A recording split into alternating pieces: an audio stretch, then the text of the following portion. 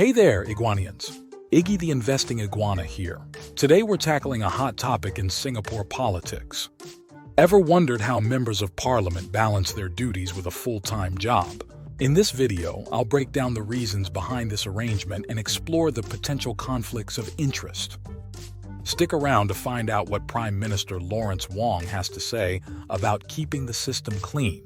Trust me, you won't want to miss this!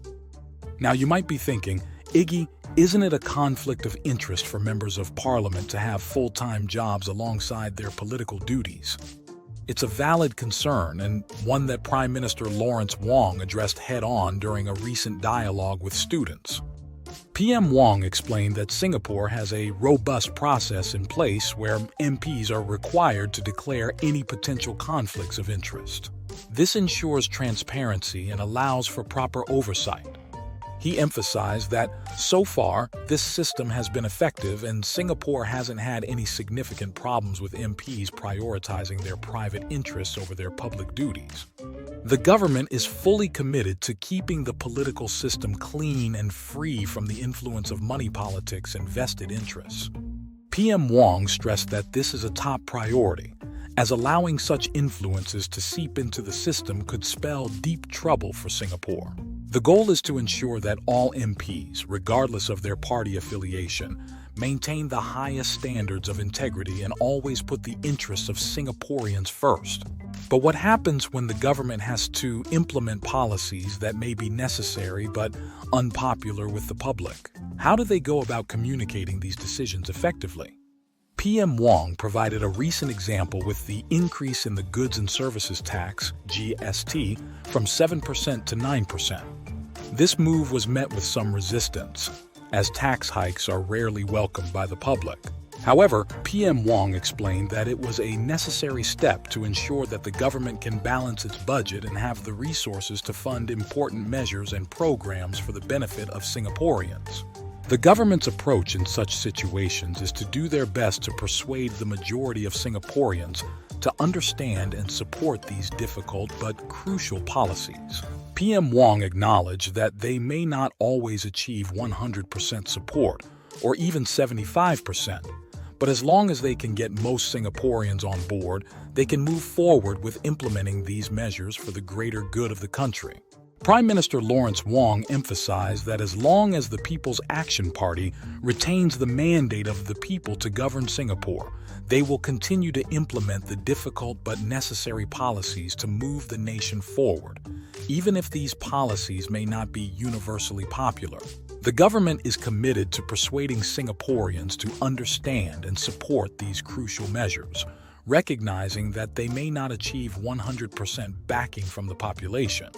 However, the Prime Minister stressed that with a majority of Singaporeans understanding the rationale behind these policies, the government can proceed with implementing them for the greater good of the country.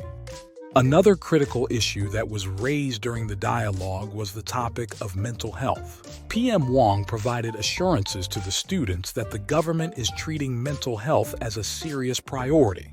To tackle this growing concern, an interagency task force has been formed to address the various aspects of mental health in a comprehensive manner.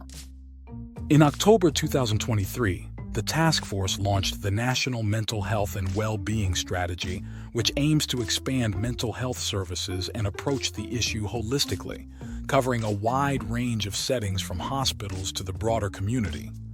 The strategy recognizes that mental health is not solely a medical concern but also has significant social and economic implications. By adopting a multifaceted approach, the government seeks to create a supportive ecosystem that encourages early help seeking without stigma and provides readily available support for those in need of mental health services.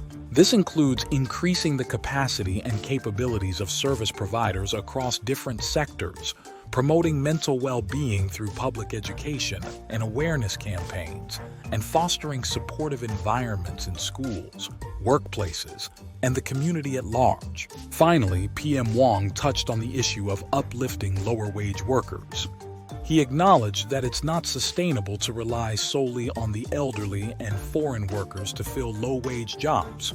That's why Singapore has implemented progressive wages for cleaners, security workers, technicians, and landscape workers. The goal is to raise salaries in line with skills and productivity improvements and provide good career options in these sectors.